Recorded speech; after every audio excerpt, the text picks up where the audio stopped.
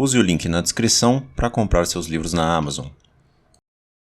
Qual é a intenção dessa poluição, assim? Porque eu imagino, na minha cabeça mais ingênua, que ainda acredita naquelas coisas do livre mercado e tal, que eu não entendo direito a dinâmica que vocês enxergam o mundo. Mas na minha dinâmica mais ingênua, eu entendo que o cara quer o melhor para a empresa dele e quer lucrar mais, e então ele não vai estragar o meio ambiente, porque ele precisa do meio ambiente para produzir mais. Como é que tu enxerga essa lógica? Não, você tem razão na primeira parte. Ele quer lucrar mais. Só que ele quer lucrar mais no curto espaço de tempo e não importa o meio ambiente. Bom, mas não vai sobrar para depois. Depois a gente vê, entendeu? É o pensamento de curto prazo. Muito curtíssimo prazo. E depois é o seguinte, também tem o seguinte pensamento. Eu vou lucrar mais no menor prazo possível e depois o Estado dá um jeito. Depois o Estado dá um jeito na poluição. Depois o Estado dá um jeito na população de Sobradinho que foi soterrada. O meu lucro peguei. O meu lucro já foi, entendeu? Então, esse pensamento de curtíssimo prazo, de superexploração, de nenhum comprometimento social com o conjunto dos brasileiros e brasileiras é muito forte ainda no Brasil. A gente não tem um sentimento, apesar da extrema-direita bater no peito, né, e dizer que somos nacionalistas, somos brasileiros, pátria acima de tudo. Não é pátria acima de tudo, é lucro acima de tudo. Né? Lucro meu, porque depois eu vou viver em Miami. Né? Aqui não importa o que aconteça. Tu falou que a classe dominante... Eu queria estabelecer o que é classe dominante, certo, antes de a gente seguir o debate. Tá Debate bom. não, uma conversa. Então, veja só. Nós, comunistas, marxistas, não é que nós entendemos a sociedade se constitui dessa forma, né, em classes sociais. O pensamento liberal, mesmo no campo da economia, considera a classe social, distribui as pessoas de acordo com o que elas ganham. Né? Então, tem aquela famosa classe A, classe B, classe C, D, E. No entanto, essa categorização ela não é rigorosamente científica, porque a diferenciação é aleatória. Né? Você pega uma faixa de renda e diz quem ganha tanto é classe A, B, C. E daí? Isso não diz muita coisa. Classes sociais, isso não vem do Marx. O Marx já pega isso, inclusive, dos próprios economistas liberais anteriores a ele, como Adam Smith, David Ricardo, o próprio Locke. Até então, né, eles consideravam as classes sociais de acordo com a posição do indivíduo no processo de produção.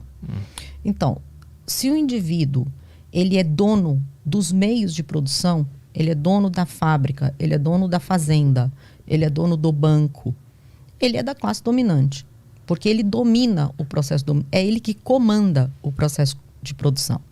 O restante da população, a classe dominada, aí pode ser dividida em outras frações de classe, mas majoritariamente é o que o Marx vai chamar de proletariado e o Adam Smith chama de classe trabalhadora.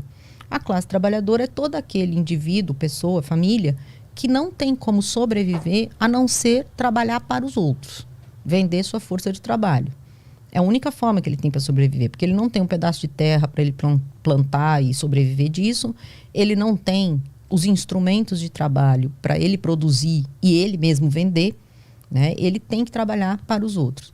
Então, a posição que o indivíduo ocupa no processo de produção determina qual classe ele pertence. Isso não tem nada a ver com salário, porque você pode ter, por exemplo, sei lá, um engenheiro que trabalha numa construtora gigantesca. Se ele ganha 20 mil por mês, sei lá, não sei nem quanto ganha um engenheiro, mas se ele ganha 20 mil por mês numa construtora gigantesca, mesmo ganhando 20 mil, ele não é da classe dominante. Ele é da classe trabalhadora, porque se ele perde o emprego dele, ele não tem mais como viver. Bom, supondo que ele teve uma poupança, ele pode passar um tempo. Ele né? tem um gás a mais, né? Isso, ele tem melhores... Mas vamos dizer que ele acha que aquela situação é para sempre, então ele gasta os 20 mil dele tudo. Pronto, acabou. Se perdeu o emprego, acabou para ele. Né? O dono da construtora, não. Né?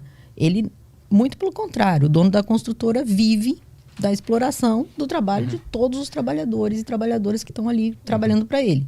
Então, no pensamento, quer dizer, na economia clássica, que envolve desde os economistas, né, antes de Marx, mas o próprio Marx, falar em classes é falar na posição dos indivíduos no processo de produção.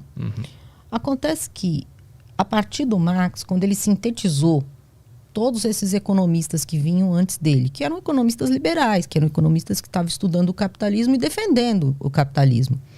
Quando ele faz um estudo disso, sintetiza isso e faz a crítica disso e apresenta como um processo de superação da sociedade de classes, a ideia da Revolução Socialista,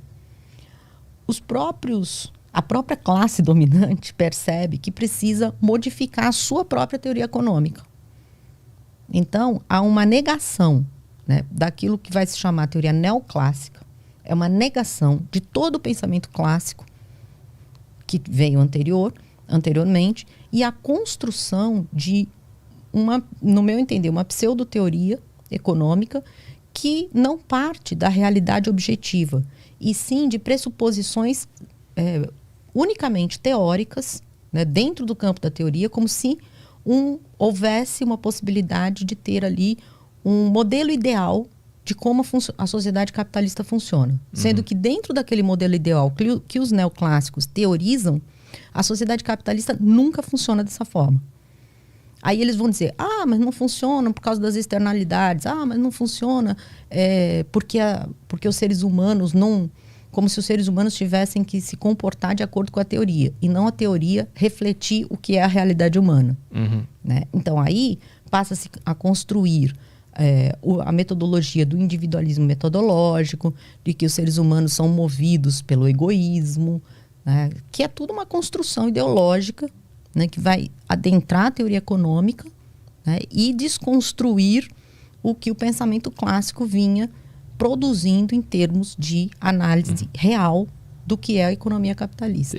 Outros avisos, para você quiser interagir aqui na live hoje. Tem o link que está fixado no chat para você mandar as mensagens na plataforma do flowpodcast.com.br. Você pode mandar as mensagens através das Sparks, que são as moedas lá da plataforma. Você também pode mandar mensagem pela sacocheio.tv, o link também está na descrição. Os assinantes da Saco Cheio TV têm acesso ao grupo do Telegram. Então lá no Telegram você pode mandar mensagens para a gente. Aqui a gente vai ler sempre o Telegram primeiro.